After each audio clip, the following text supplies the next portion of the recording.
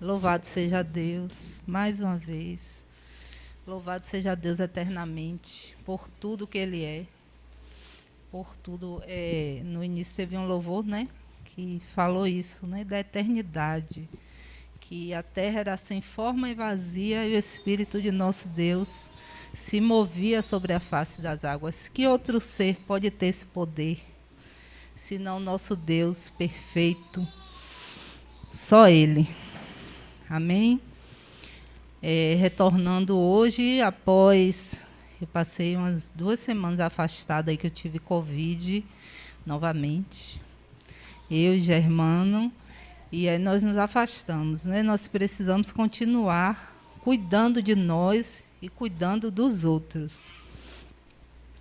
Nós precisamos entender e que isso é amor, isso é respeito pelo ser humano.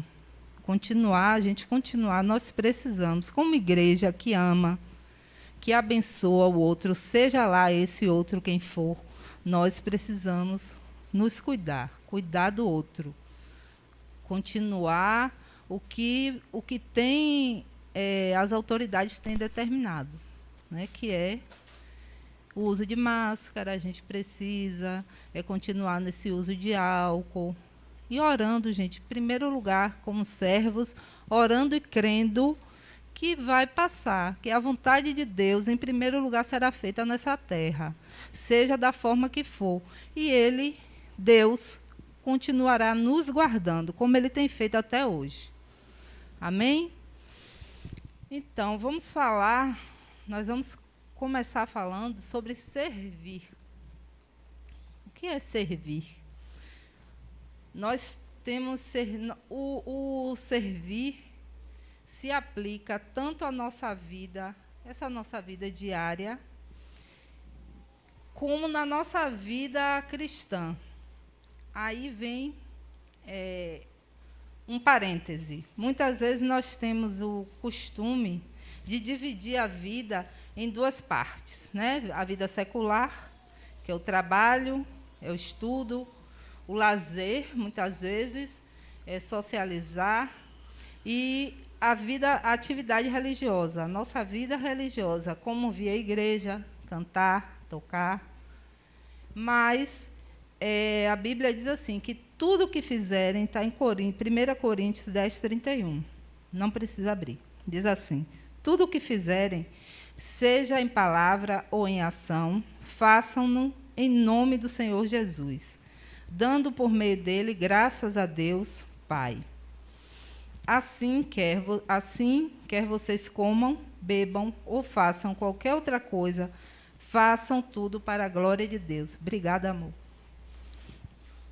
Então, se nós somos templo, morada do Espírito Santo, que a Bíblia também fala isso, né?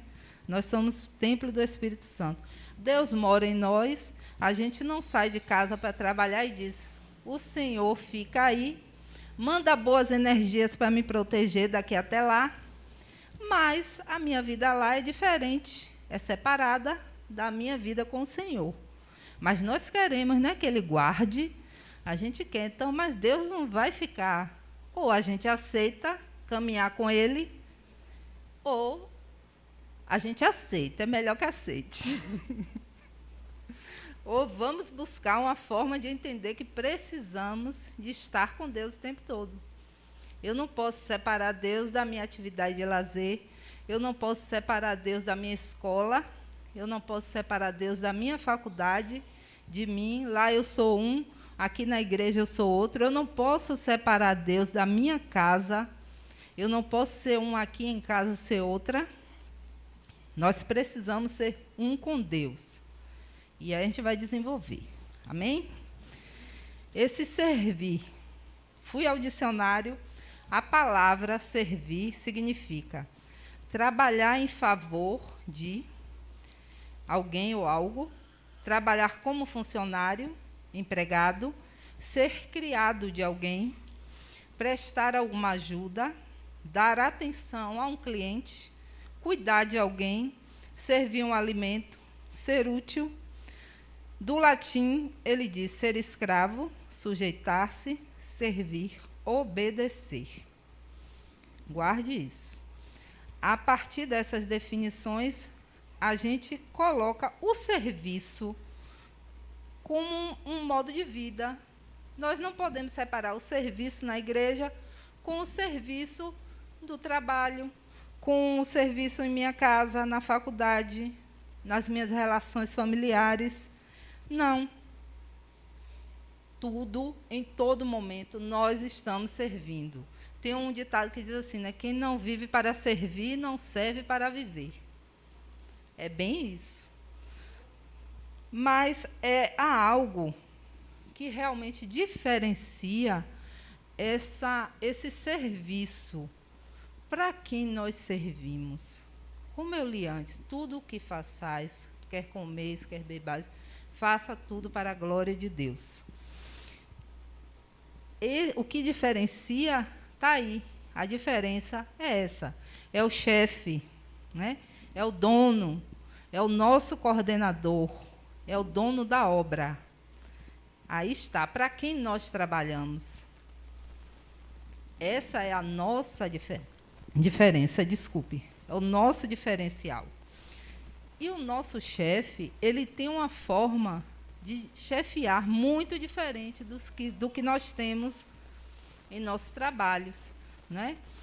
Porque por mais bacanas, por melhores, por mais legais que nós tenhamos nossos chefes aqui, trabalho, professores, nunca eles serão 10% do que é o nosso Deus.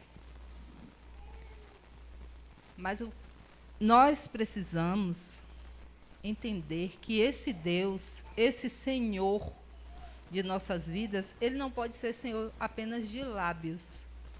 Ele não pode ter só o título de Senhor. Nós precisamos reconhecer o senhorio dele em nossas vidas. Dar e reconhecer o senhorio dele em nossas vidas é dar o governo dele sobre nós. É reconhecer, é dar a ele, é dizer, o Senhor é meu Deus. Mande que eu faço. Fale que eu executo. É pedir a ele que tome realmente a direção do que nós fazemos na escola, no trabalho, dentro de nossas casas, com nossos familiares, em todos os nossos relacionamentos. E não apenas dar a decisão, que muitas vezes nós damos, mas não seguimos. E nós precisamos seguir as ordens do que Deus nos dá, que Ele tem nos dado, seja no secreto, ali no nosso particular, ou seja, na igreja, que Deus, o Senhor, tem ordens para o seu povo e tem ordens para mim, secretamente. Vamos abrir aqui no livro de João, capítulo 13.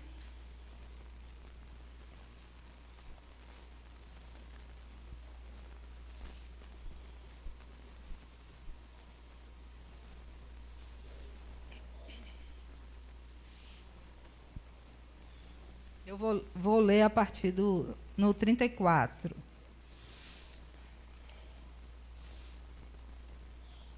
Irmãos, nós não somos marionetes de Deus. As pessoas lá fora, às vezes, pensam que nós somos, chegam a falar, né? Que nós somos bitolados, nós somos assim. E não é isso, né? Deus, Ele manda, sim. Eu escolhi ser serva de Deus. E Ele disse, bote esse copo daqui aqui. Mas eu escolho. E Deus é bom por isso também, que Ele manda, mas Ele me dá a escolha de obedecer ou não. Mas nós sabemos que é muito melhor obedecer. João 13, 34, ele diz assim, 34 e 35. Um novo mandamento lhes dou.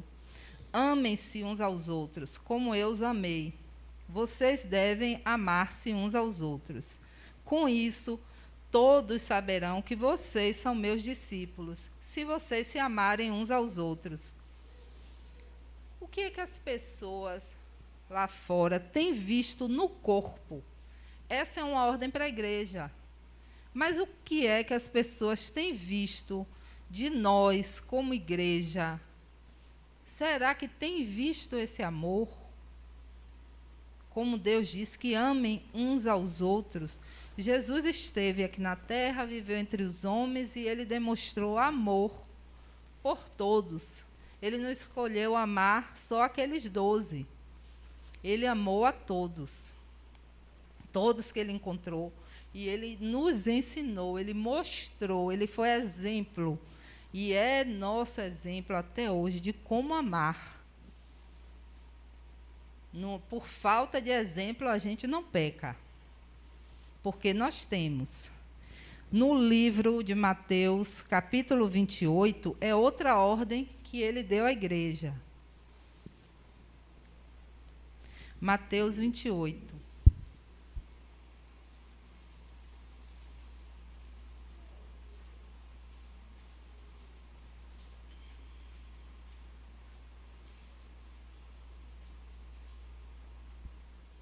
Amém. Vou ler. Aqui ele diz: portanto, ide, ensinai as nações, batizando-as em nome do Pai, e do Filho, e do Espírito Santo, ensinando-as a guardar todas as coisas que eu vos tenho mandado, e eis que estou convosco todos os dias, até a consumação dos séculos. Só nesses 2 versículos, o Senhor nos deixou 4 ordens. Ide, fazei discípulos, batizando-os, ensinando-os a guardar todas as coisas. E é algo que muitas vezes a igreja, como um corpo, tem deixado a desejar. Nós, como igreja, temos deixado a desejar. Que é a ordem, eu quero ver a Deus, eu quero estar com Jesus, mas eu não quero que o outro esteja. É estranho, né? Se eu estou tão bem, Deus me guarda, eu sei que é bom estar com Cristo, eu sei que é bom, porque eu não quero levar essa palavra para outro. O que me impede de levar a salvação através da palavra de Cristo a outros? Porque nós, como igreja, temos segurado tanto isso, a gente tem andado, a gente dá um passo para frente, 2 para trás, um passo para frente, 2 para trás, e acabamos ficando no mesmo lugar. É algo que urge. Não esqueçam, a Bíblia fala também que quando essa palavra chegar em todos os lugares, a palavra precisa caminhar. Aí sim será o fim. Nós desejamos tanto o reino, desejamos tanto o céu, mas o céu, para mim, nunca vai chegar. Enquanto o céu ficar só dentro de minha casa, enquanto eu querer esse Jesus só para mim, nós nunca vamos chegar lá. Nós precisamos entender que o Evangelho é para todos. O Evangelho é para correr o mundo. E nós somos esses agentes de levar essa palavra. Somos nós que temos esse privilégio de carregar essa palavra por aí, mostrar aos jovens, olha, tem resposta, olha, tem solução para o seu problema. Tantas mães aí que estão necessitando de um amparo, de uma palavra de fé, uma palavra de amor, uma palavra de consolo, e nós temos a palavra. Não vai gastar, não, quando a gente der, sabe? O Senhor derrama, né? Deus tem enchido, Ele preenche, Ele vem, o que você dá aqui, Ele derrama mais, derrama em dobro. Não se preocupe, se você derramar amor ali, Deus está derramando mais em você. Tá bom? Eu sou meio assim. É só um pouquinho. No livro de Mateus ainda, no capítulo 3, eu vou ler, não precisa vocês abrirem, não. Fala do batismo, no momento do batismo de Jesus. E, então, Jesus, Então veio Jesus da Galiléia ter com João, junto do Jordão, para ser batizado por ele. Mas João opunha-se-lhe, dizendo: Eu careço de ser batizado por ti, e vens tu a mim? Jesus, porém, respondendo, disse-lhe: Deixa por agora, porque assim nos convém cumprir toda a justiça. Então ele o permitiu. E, sendo Jesus batizado, saiu logo da água. E eis que se lhe abriram os céus, e viu o Espírito de Deus descendo como pomba e vindo sobre ele. E eis que uma voz dos céus dizia: Este é meu Filho amado, em quem me comprazo. O Senhor, o nosso Deus, ele tem prazer em nos ver obedecê-lo. Vocês reparem que Jesus diz assim, ó, deixa por agora. João não queria batizar, né? Pois conhecia, né? João sabia da importância, João sabia quem era Jesus. Ele disse: não, eu que preciso que você me batize. Mas Jesus diz assim, ó, nos convém cumprir, nos convém obedecer. Não é só você, João, que tem que obedecer, não. Nos convém a mim e a você, convém a mim e a vocês, convém a todos nós obedecer. No livro de Romanos, no capítulo 10, Paulo escreve assim, ó, a saber, se com tua boca confessares ao Senhor e em teu coração creres que Deus o ressuscitou dentre os mortos, será salvo. Visto que com o coração se crê para a justiça e com a boca se faz confissão para a salvação. Nós decidimos aceitá-lo, recebemos como Senhor. Enquanto recebemos como Senhor, nós já demonstramos a obediência, confessando. Nós confessamos, é o nosso primeiro ato de obediência, quando nós declaramos o Senhor Jesus como Senhor e Salvador de nossas vidas. Aí, daí para frente, cabe a nós cumprir, né, o que as determinações, as mudanças, cumpre a nós caminhar conforme a vontade de Deus. Cabe a nós escolher o caminho. Nós sempre estamos diante de dois caminhos, uma escolha. Dois caminhos, uma escolha. É o dia todo, é o tempo todo, é todo dia, o dia todo. Na nossa vida é assim, o tempo todo. Eu levanto, eu tenho aqui dois caminhos. Qual é a minha escolha desse dia? Eu vou levantar, eu vou louvar a Deus, eu vou agradecer a Ele. O que é que eu vou fazer a partir daí? Eu vou sair de casa, dois caminhos, uma escolha. Eu vou tratar alguma coisa com a Aline, dois caminhos, uma escolha. Qual vai ser a nossa conversa? É dois caminhos, uma escolha. É o tempo todo. Eu vim até aqui, todos nós viemos até aqui. Nós tínhamos outra escolha, não tínhamos? Todos nós tínhamos outra escolha, mas nós tínhamos outro caminho, mas nós escolhemos esse, de vir aqui, de ouvir. E nessa escolha, nós estamos agradando a Deus.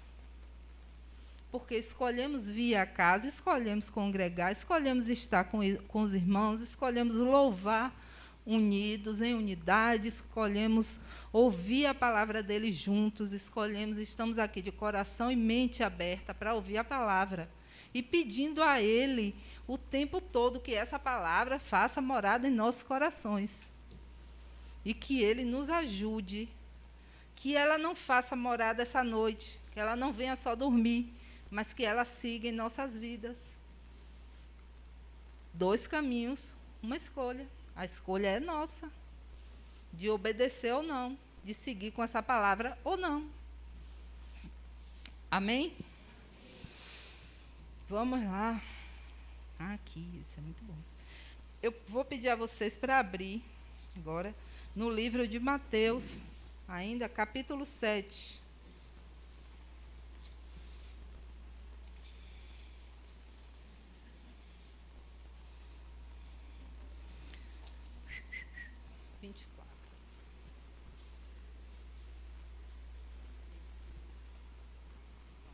Essa passagem é bem conhecida nossa, né, mas ela mostra muito do que nós estamos falando, né? A partir do capítulo 24. Versículo 24. Capítulo 7, versículo 24. Todo aquele, pois, que escuta estas minhas palavras e as pratica, assemelhá-lo-ei ao homem prudente, que edificou a sua casa sobre a rocha. E desceu a chuva, e correram rios, e assopraram ventos, e combateram aquela casa, e não caiu, porque estava edificada sobre a rocha. E aquele que ouve estas minhas palavras e as não cumpre, compará-lo-ei ao homem insensato que edificou a sua casa sobre a areia. E desceu a chuva, e correram rios, e assopraram ventos, e combateram aquela casa, e foi grande a sua queda. Até aí. Desculpe, eu passei alguma coisa. Um momentinho.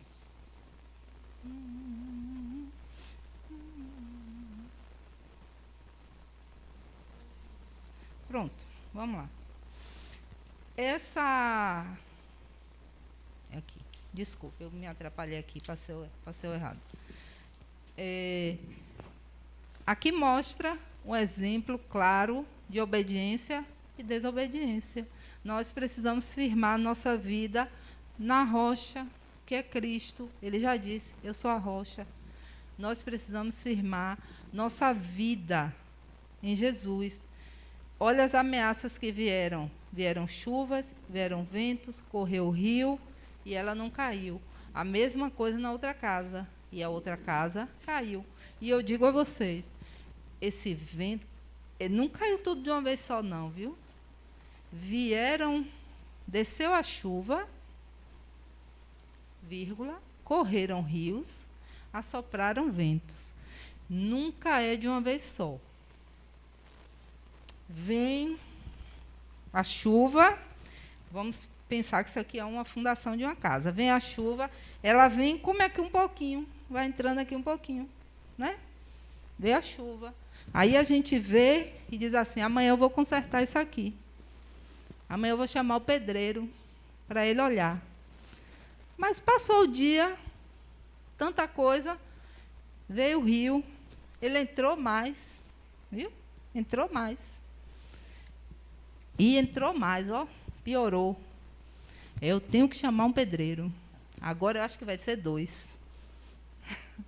Vamos ter que chamar 2, porque o negócio agora está sério. Mas eu me acostumei com aquilo ali. Não balançou. Eu me acostumei até ao balanço, né? Eu me acostumei, de vez em quando, a casa dá um tombinho assim, para o lado, mas eu estou acostumada com aquilo, está dando para viver assim, né? Aí vem o vento, acabou. Foi de uma hora para outra? Não foi. O Senhor nos alerta o tempo todo. Deus abre nosso entendimento para as coisas.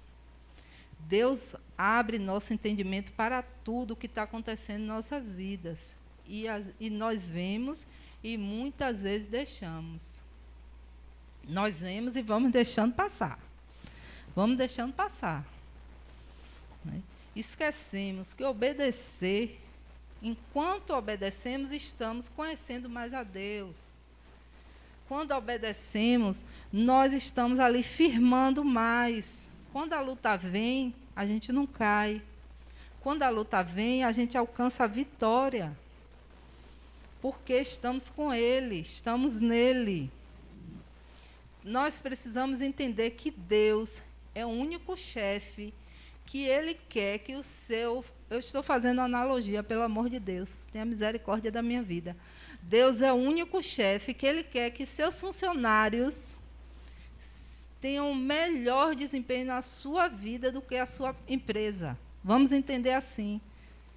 Ele se importa com você de verdade. Ele quer que você vá bem, porque o objetivo de Deus, muitas vezes, é até melhor do que os nossos. Né? muitas vezes, deixa eu explicar assim, porque Deus quer a gente no céu, Deus quer que a gente tenha uma vida aqui tranquila, para a gente se encontrar lá na frente. Deus não fez a gente para viver aqui eternamente. Deus fez a gente, mas Ele fez um céu. Ele disse que isso que foi, está lá, está preparando nossa morada, está lá. Nossa morada é o céu. Enquanto nós estamos aqui construindo casas que vão ruir, a nossa morada, ó, já está lá, toda preparada, porque Ele garante. E nós aqui nos preocupando com besteiras, com casa, ó, ruindo aqui, e a gente deixando. E Ele nos dá ferramentas para arrumar. A gente nem precisa mais chamar o pedreiro. A gente mesmo pode consertar. Não é verdade? Todos esses textos, eles estão falando sobre obediência. Mas a desobediência também é pecado. Desobediência é pecado. A Bíblia diz no livro de Samuel, 1 Samuel 15, que tem porventura o Senhor tanto prazer em holocaustos e sacrifícios, como em que se obedeça a palavra do Senhor? Eis que obedecer é melhor do que sacrificar, e o atender melhor é do que gordura de carneiros. Não existe desobediênciazinha, desobediência maior, é desobediência. Vamos abrir agora no livro de Mateus, capítulo 21, ainda em Mateus.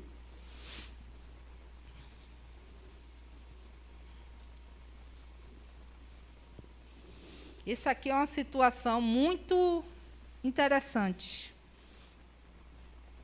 Jesus chega no templo e vai falar, e tem alguns fariseus. Vou ler aqui. Vamos lá. Chegando ao templo, acercaram-se dele, estando já ensinando, os príncipes dos sacerdotes e os anciãos do povo, dizendo: com que autoridade fazes isso? Perdão, eu estou lendo errado. É do 28. Isso aí, é 21, 28. Desculpem. Mas que vos parece?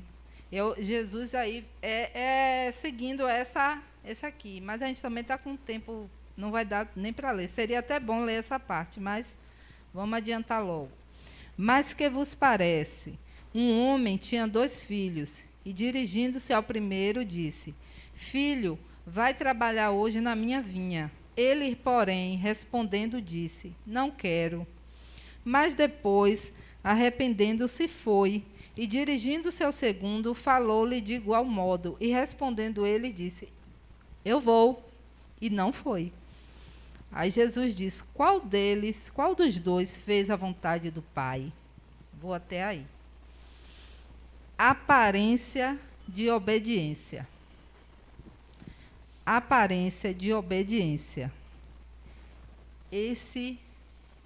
Isso também é pecado. E é algo que, infelizmente, pode acontecer com qualquer um de nós. Via culto, as reuniões, fazemos aparência de crente, mas de verdade não estamos concordando com o que está sendo dito, não estamos concordando com o que está sendo pregado, não concordamos com o que o líder faz, não concordamos. Pronto. Muitas vezes tratamos a igreja como um clube, um lugar de reuniões, um lugar de se conhecer, um lugar aonde você vai para encontrar os amigos. Não é. Igreja é onde a gente se trata, onde a gente pede a Deus que nos trate, que nos cuide. É o lugar onde o Espírito Santo cuida de nós, é onde a gente vem aprender. Não adianta eu vir para cá, botar minha roupa de crente, botar minha Bíblia debaixo do braço, mas não cumprir, não obedecer à vontade de Deus. Não adianta. É nadar, nadar e morrer na praia. Aparência de obediência. Obedecer também é uma forma de mostrar, de demonstrar seu amor a Deus. No livro de João 14, versículo 15 e 16, ele diz assim: se me amais, guardai os meus mandamentos, e eu rogarei ao Pai, e ele vos dará outro Consolador, para que fique convosco para sempre.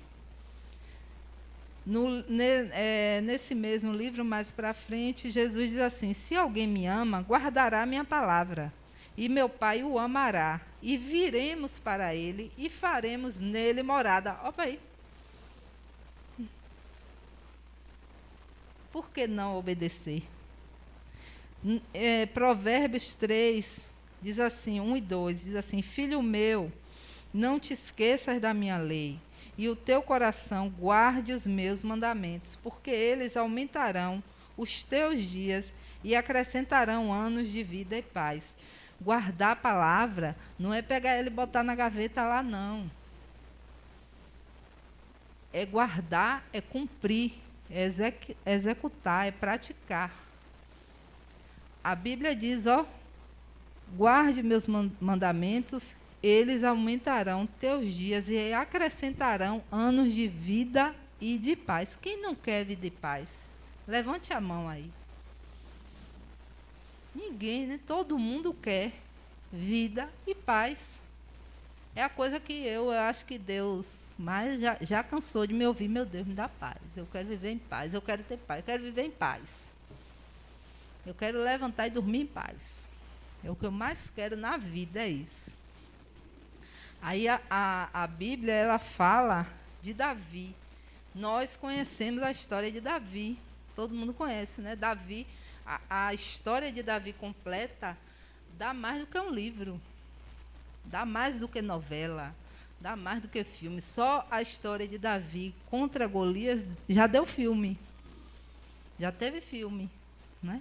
Então, Davi foi um homem que a Bíblia diz que é um homem segundo o coração de Deus. Um homem que teve uma vida que Deus pegou ele, tirou da casa do pai, um menino que ninguém dava nada por ele, nem a própria família dava alguma coisa pela vida dele, né? Mas Deus viu ali, Deus conheceu Davi como ele conhece a nós. E ele sabia que Davi seria um grande rei, que Davi seria o homem segundo o seu coração, que Davi cumpriria o plano de Deus aqui na terra, porque todos nós estamos aqui cumprindo o plano de Deus. Deus tem um plano mundial, um plano para a humanidade, e cada um de nós faz parte desse plano. Nós somos pequenas ferramentas.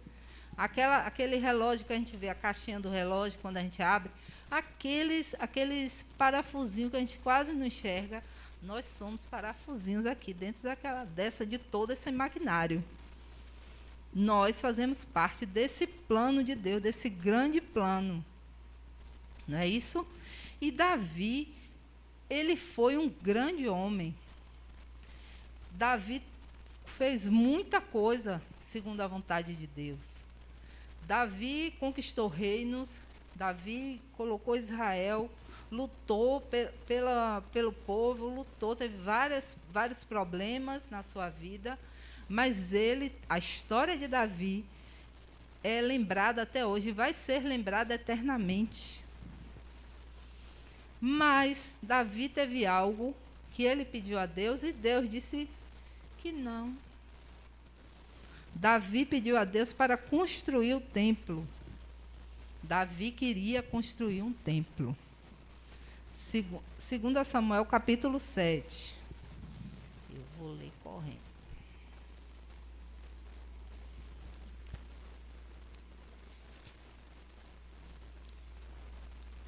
Aqui no primeiro mesmo. E sucedeu que, estando o rei Davi em sua casa, e que o Senhor lhe tinha dado descanso de todos os seus inimigos ao seu redor, Davi estava na sua casa, era um palácio. Davi, aqui diz, o Senhor lhe tinha dado descanso de todos os seus inimigos. Todos os inimigos ao redor. Davi estava numa fase boa, de boa ali, descansando. Aí ele diz, chama o profeta Natã e diz, olha, eu moro em casa de cedros, e a arca de Deus mora dentro de cortinas. E disse Natã ao rei, vai e faze tudo quanto está no teu coração, porque o Senhor é contigo. Porém, sucedeu naquela mesma noite que a palavra do Senhor veio a Natã dizendo, vai e diz ao meu servo Davi, assim diz o Senhor, edificar-me-ias tu casa para a minha habitação? Edificar-me-ia tu casa para a minha habitação? Porque em casa nenhuma habitei, desde o dia em que fiz subir os filhos de Israel do Egito até o dia de hoje. Mas andei em tenda e em tabernáculo, e em todo lugar em que andei com todos os filhos de Israel. Falei, porventura, alguma palavra com qualquer das tribos de Israel, a quem mandei apacentar meu povo de Israel, dizendo, por que não me edificai uma casa de cedros? Agora, pois, assim dirá o meu servo a Davi, assim diz o Senhor dos Exércitos. Preste atenção. Eu te tomei da malhada de detrás das ovelhas, para que fosses o chefe sobre o meu povo, sobre Israel. Eu fui contigo por onde quer que foste, e destruí teus inimigos diante de ti, e fiz para ti um grande nome, como o nome dos grandes que há na terra. E preparei lugar para o meu povo, para Israel, e o plantarei para que habite no seu lugar, e não mais seja movido. E nunca mais os filhos da perversidade o aflijam como dantes. Desde o dia em que mandei que houvesse juízes sobre o meu povo Israel, a ti, porém, te dei descanso de todos os inimigos. Também o Senhor te faz saber que o Senhor te fará casa. Quando teus dias forem completos e vieres a dormir com teus pais, então farei levantar depois de ti a tua semente que procederá de ti, e estabelecerei seu reino. Este edificará uma casa em meu nome, e confirmarei o trono do seu reino para sempre. Eu lhe serei por pai, e ele me será por filho. E, se vier a transgredir, castigá-lo-ei com vara de homens e com açoite de filhos de homens. Mas a minha benignidade se não apartará dele, como a tirei de Saul, a quem tirei diante de ti. Porém, a tua casa e o teu reino serão firmados para sempre diante de ti. Teu reino, teu trono será firme para sempre. Olha aqui, Deus disse a ele, eu te tomei da malhada de detrás das ovelhas para que fosse o chefe sobre Israel, e fui contigo por onde quer que foste destruir. Deus falou com Davi o que ele já tinha feito, e continuou falando o que ele ainda ia fazer. Mas Deus disse a ele que não vai construir não. Davi, o que foi que Davi fez? Davi obedeceu. Davi tinha tudo para construir o templo. Estava descansado, estava sem inimigo, ele tinha onde, ele tinha lugar. Ele tinha pessoas para ajudar, porque ele tinha ligações com outros reinos, da forma como Salomão teve, ele também poderia fazer. Mas o que Davi fez? Davi, olha aqui, Davi diz, Davi agradeceu a Deus. Davi, se vocês vão lendo, vocês peguem depois, vão lendo que Davi, ele louva a Deus. Davi agradece ao Senhor pela negativa. Davi hoje poderia ser conhecido por tudo que ele fez e por construir o templo. Mas não, Davi foi grato a Deus pelaquela negativa. Davi foi grato e ele entendeu. Ele aqui ele vai dizer: quem é o rei para que o Senhor lembre dele? Ele diz: quem sou eu para que o Senhor lembre de mim, lembre da minha descendência? Quem sou eu? No livro, lá na 1 Reis 8:22, aí a gente vê. Me perdi aqui. 1 Reis 8:22, nós vemos Salomão. Salomão construiu o templo, como foi a vontade de Deus. Depois do templo construído, ele fez uma festa, um culto, um grande culto, vamos dizer assim. Tinha muita gente, estava cheio, muitas pessoas, todos os sacerdotes, todo o povo estava lá. Depois do povo ter doado tudo, levado tudo de ouro, que tem uma parte aqui nesse livro anterior, né, quando está preparando o templo, a construção, que ele não sabia mais o que fazer com tanto ouro, que o povo deu tudo, doou tudo, que o povo queria construir, o povo estava junto para fazer aquilo. E aqui Salomão, ele se ajoelha e ele ora. Ele ora a Deus pedindo pelo povo. Ele ora a Deus pedindo quando o povo errar. Ele ora a Deus quando o povo desobedecer, quando o povo sacrificar, quando o povo fizer coisas erradas. Pede ali, ele está ali ajoelhado, pedindo a Deus, quando pecarem contra ti, que o Senhor tenha misericórdia. Salomão está ali e abençoa o povo dessa forma, orando a Deus por tudo. Salomão aos pés do Senhor, perante toda a congregação, louvando a Deus, porque ele teve a honra de construir o templo. Aquele templo não se fez de um dia para o outro. Aquele templo não se fez de uma hora para outra. Nós sabemos onde nós, seres humanos, estamos, existem problemas. Imagine quantos problemas não teve. Um diz: não, vou fazer essa coluna aqui, o outro: não, é lá. Imagine quanta coisa, quantos problemas não houveram ali por conta dos seres humanos, da natureza humana. Mas tudo passou. E ele louvou a Deus pelo privilégio de estar à frente daquele trabalho. E o templo é conhecido até hoje. A história do templo de Salomão. Lembrei de outra coisa.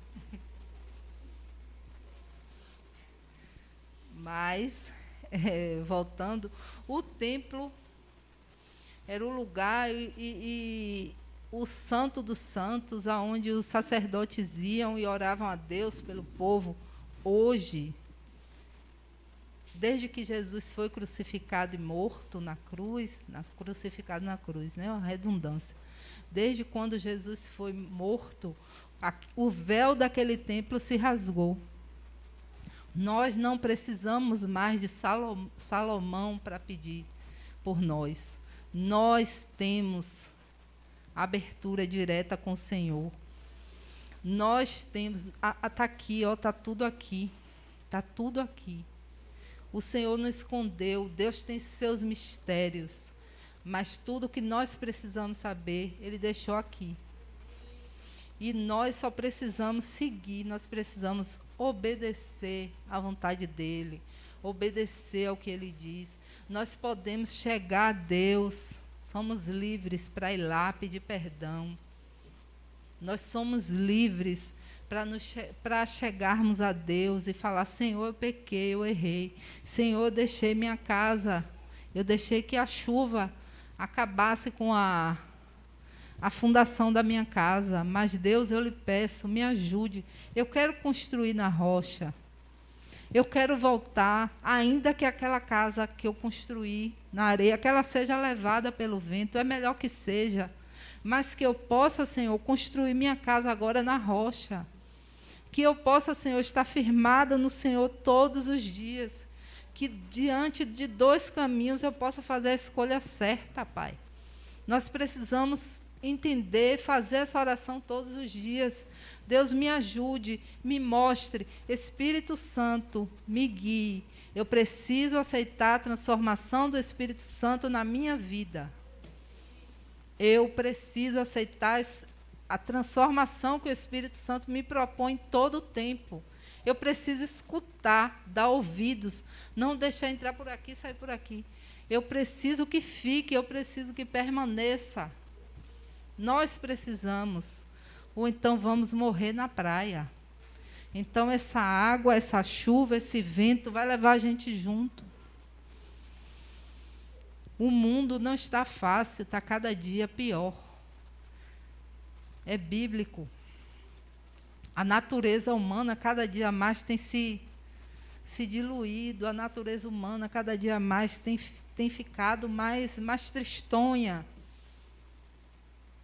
A Bíblia diz que por se multiplicar a iniquidade, o amor de muitos esfriará, que não seja o nosso, que não seja o amor que Deus tem derramado. Às vezes eu nos vejo como um vaso onde o Senhor tem derramado a torneira, tem a torneira aqui derramando.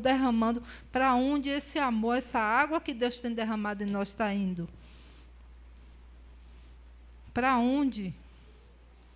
O que é que a gente faz com tudo que o Senhor nos dá? O que é que a gente faz com tudo que o Senhor derrama sobre nós, com esse óleo que a Bíblia fala, está perto de Deus, é tão bom. Que Deus nos ajude, que Deus me ajude, que o Senhor, eu peço a Deus que Deus faça morada em mim. Verdadeiramente, meu Deus, eu preciso ser serva, eu preciso aprender a servir, eu preciso obedecer em todo o tempo. Que Deus guarde a vida de vocês. Obrigada pela oportunidade. E amém. É o que Deus tinha para falar conosco, viu? Deus abençoe.